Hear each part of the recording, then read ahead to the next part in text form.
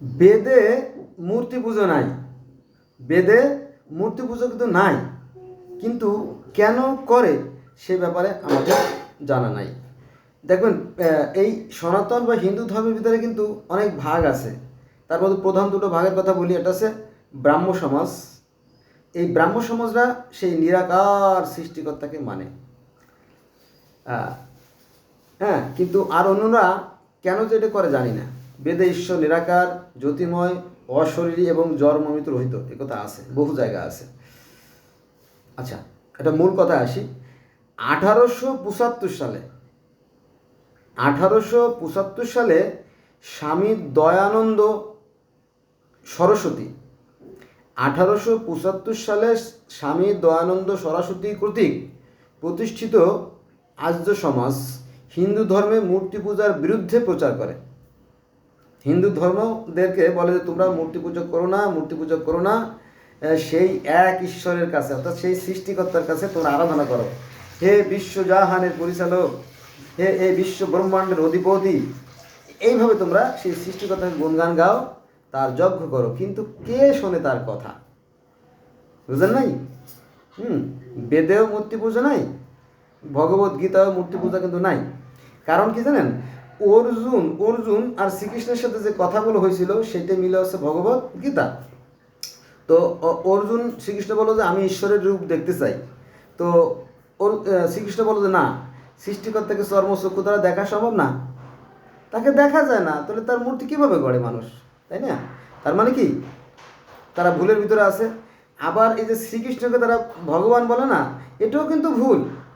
দেখেন, শ্রীকৃষ্ণের নানার নাম অর্জুন সিং, শ্রীকৃষ্ণের মামার নাম কংস, শ্রীকৃষ্ণের মায়ের নাম দেবকীরানী, শ্রীকৃষ্ণের বাবার নাম বাসুদেব, শ্রীকৃষ্ণের ভাইয়ের নাম বলরাম, শ্রীকৃষ্ণের বোনের নাম সুভদ্রা, এবং শ্রীকৃষ্ণের বোনের স্বামীর নাম আছে অর্জুন, হ্যাঁ, এবং শ্রীকৃষ্ণের বউয়ের নাম আছে জাম্বুবতী রুক্মিণী, তারপরে শ্রীকৃষ্ণের ছেলের নাম জাম্বুবতী। সে কিন্তু মানুষ এবং তার 14 গোষ্ঠী কিন্তু মানুষ, অথচ তাকে বলে কি ভগবান। এটা একটা ভুল না? এই ভুলের ভিতরে হিন্দুরা আছে। এখন আমি কি করবো বলেন? আমি কি বলতে পারবো? আবার আমাদের মুসলমানদের মধ্যেও দেখবেন যে এই তো ঢাকার যে পিলখানা বা বিডিআর পিলখানা সেকশন, এই সেকশনের পাশে দেখলাম একটা গাছ, বট গাছ বড় হয়েছে। তো ওই বট গাছের সাথে ফিতে বেঁধে ওখানে দেখলাম গরু জবাই দিয়ে বিশাল বিশাল অনুষ্ঠান হয়। সাধারণ মানুষ তো ঘাবড়াই গেছে, কি কাণ্ডর কাণ্ড। সাধারণ মানুষ ওই রুটি, বিস্কুট, কলা, কচু, মোমবাতি, আগরবাতি এগুলো এনে দিচ্ছে আমার সামনে। সেই গাছটা সম্ভবত ইদানিং এই যে আজকে হলো 28/11/2024 সালে যে আমি কথা বলতেছি, তো এই গাছটা সম্ভবত কেটে ফেলাইছে, কারণ ওখানে তো ওভারব্রিজ হবে, আপনার সেকশন থেকে শুরু করে যাত্রাবাড়ি পর্যন্ত ওভারব্রিজ হবে। তো সেই গাছ বোধ হয় কেটে ফেলেছে। এই যে ধোঁকাবাজি, ভণ্ডামি ধর্ম নিয়ে, এটা কি ঠিক? অথচ আমরাই প্রকৃতির সন্তান। চন্দ্র, সূর্য, গ্রহ, নক্ষত্র, দিন রাত, জোয়ার ভাড়া, ঋতুগত সব কিছু একই নিয়মে সেই সৃষ্টির বিধানে চলতেছে। হ্যাঁ, পৃথিবীর প্রত্যেকটা মানুষ সুখে হাসে, দুঃখে কাঁদে, শীতে কাঁপে, প্রত্যেকটা আবেগ অনুভূতি এক।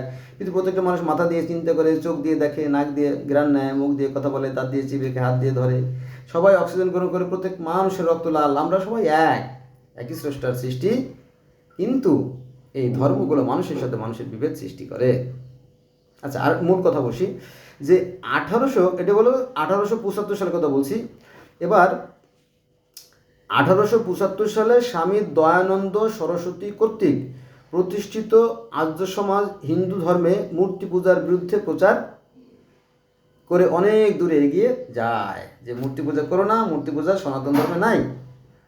আচ্ছা, 1828 সালে রাজা রামমোহন রায় প্রথমে ব্রহ্মসভা, পরবর্তী সময়ে নাম পরিবর্তন করে ব্রাহ্ম সমাজ, অর্থাৎ যারা মূর্তি পূজা করে না তারা হচ্ছে ব্রাহ্ম সমাজ, অর্থাৎ ঈশ্বরের সমাজ প্রতিষ্ঠা করেন।